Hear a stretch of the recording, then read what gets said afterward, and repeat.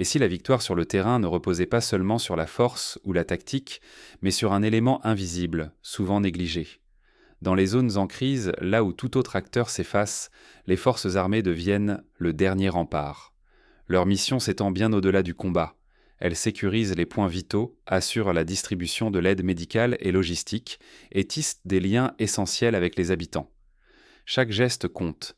Protéger un convoi humanitaire, évacuer des blessés ou simplement rassurer une communauté. Autant d'actes qui influentent sur le sort de milliers de personnes. Dans ces interventions discrètes se joue l'équilibre d'une région entière. Pourtant, un facteur invisible conditionne la réussite de toutes ces missions.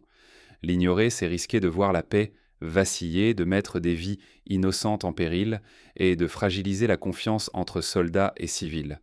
Où réside vraiment la clé de la force de ces unités? Sur quel secret repose la réussite de leurs missions les plus sensibles? Derrière chaque opération se cache un ciment invisible. Découvrons ce qui unit ces soldats face à l'adversité. Dans la 6e région du pays, chaque victoire militaire porte sa part d'ombre et de silence. Derrière les communiqués officiels, la réalité est bien plus complexe, souvent cachée aux yeux du public. La tension est palpable. Chaque mouvement des forces armées se déroule sous une menace constante. C'est dans ce climat que la récente visite du chef d'état-major prend tout son sens. Il n'est pas seulement venu saluer les soldats, mais raviver leur détermination après des opérations éprouvantes. L'opération Kiarima IV, en particulier, illustre cette lutte. Près de 500 axes sécurisés ont permis de désenclaver des localités, redonnant souffle et espoir à des milliers de personnes. Cette avancée n'a été possible que grâce à une implication totale des troupes. Au cœur de chaque succès, des valeurs fondamentales, discipline, cohésion, rigueur. Ces principes y sont rappelés sans cesse, car sans unité, aucune victoire n'est durable.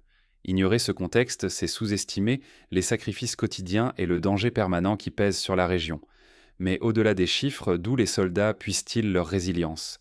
Qu'est-ce qui les pousse à tenir jour après jour? Pour comprendre cette force intérieure, il faut plonger dans le quotidien des unités sur le terrain, là où chaque détail compte et où l'entraide devient une question de survie. L'unité véritable ne naît pas des armes, mais de liens profonds, invisibles, qui soulent les cœurs et les destins.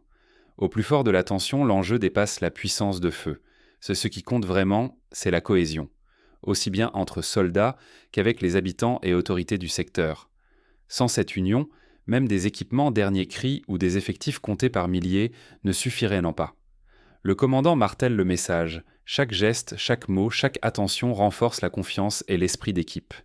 La victoire ne se joue pas seulement sur le terrain, mais aussi dans les regards échangés, la solidarité avec les frères d'armes, l'écoute des besoins de la population.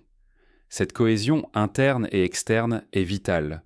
Soldats, responsables, citoyens, tous doivent se soutenir. C'est cette alliance silencieuse qui permet de tenir, d'affronter l'imprévu et d'espérer ensemble. Le danger est réel. Sans unité, la faille s'ouvre. L'ennemi guette, prêt à exploiter la moindre faiblesse. La stabilité de toute une région, la paix de milliers de familles, se trouve alors menacée. Voilà pourquoi le commandant insiste sans relâche. La cohésion est la clé, le secret de toute réussite durable. L'engagement de chacun fait basculer le destin entre échec et espoir. Mais comment instaurer et préserver une telle unité face à la fatigue et aux tensions du quotidien? C'est dans les gestes simples et les choix difficiles que tout se joue. L'avenir de toute une communauté repose sur un fil ténu. La confiance invisible, patiemment tissée jour après jour. Cette confiance, bien plus qu'un sentiment, s'est imposée comme la clé de la reconstruction et d'une stabilité durable. Au fil des opérations récentes, l'autorité de l'État a peu à peu réinvesti des zones autrefois isolées. Les villages se réveillent, portés par la présence rassurante des forces armées et le retour progressif des services essentiels. Mais ces avancées n'ont rien d'un hasard. La collaboration étroite entre militaires et habitants s'est affirmée comme un modèle. Chacun, du soldat au simple riverain, joue un rôle crucial dans la pacification. Ce tissu de solidarité, forgé dans l'épreuve, inspire désormais d'autres régions en difficulté. Rien, cependant, n'est jamais acquis. L'unité et la vigilance restent les seules barrières contre le retour de la violence. Baisser la garde, ne serait-ce qu'un instant, pourrait réduire à néant des mois de labeur et replonger toute une région dans l'incertitude. Derrière chaque victoire visible, c'est la cohésion, à la fois entre soldats et avec la population, qui fonde le renouveau. C'est elle qui protège, relie et prépare la voie vers une paix durable. Alors que pouvons-nous retenir, individuellement et collectivement, de ces leçons forgées sur le terrain? La suite du reportage explore comment ces enseignements sont appliqués au quotidien, par ceux qui vivent et protègent cette région.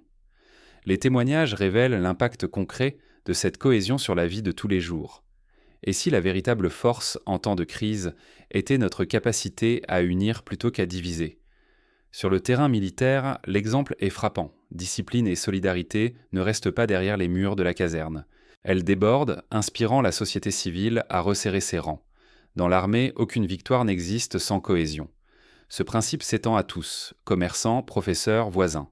Chacun à son échelle peut tisser des liens, soutenir des initiatives locales, bâtir la confiance autour de lui. Remercier publiquement ceux qui veillent sur notre sécurité, militaires, policiers, bénévoles, n'est pas anodin. Chaque mot de gratitude renforce l'esprit collectif, consolide la confiance et la solidarité autour de nous. Ignorer ces leçons, c'est s'exposer à la fragmentation. Une société divisée s'affaiblit, perd sa capacité à résister et laisse échapper une énergie collective précieuse. Pourtant, cette cohésion reste fragile. Comment les soldats et les habitants réussissent-ils, concrètement, à préserver ce lien vital sur le terrain? La paix repose sur la somme de nos engagements quotidiens. Chaque geste compte, chaque parole donnée ou tenue façonne la cohésion qui nous protège tous. Ce que nous avons vécu n'est pas seulement une histoire de courage militaire. C'est la preuve que seule une solidarité vivante entre soldats et avec la population forge la stabilité durable. Refuser d'agir, c'est laisser les fractures s'élargir. À l'inverse, chaque signe d'unité, chaque main tendue, chaque appui sincère tisse la confiance entre militaires, civils et institutions. Cette dynamique, invisible mais persistante, construit notre sécurité commune jour après jour. Aujourd'hui, l'enjeu nous dépasse. Renoncer à renforcer la cohésion, c'est risquer que l'insécurité vienne frapper à notre porte. Mais si chacun s'engage, alors la victoire ne sera pas seulement militaire, elle sera profondément humaine. La véritable force d'un pays ne se mesure pas à la bravoure de quelques-uns, mais à la capacité de tous à s'unir face à l'adversité. Poursuivons cet effort, défendons nos valeurs et bâtissons ensemble une société plus forte, plus juste, plus sûre.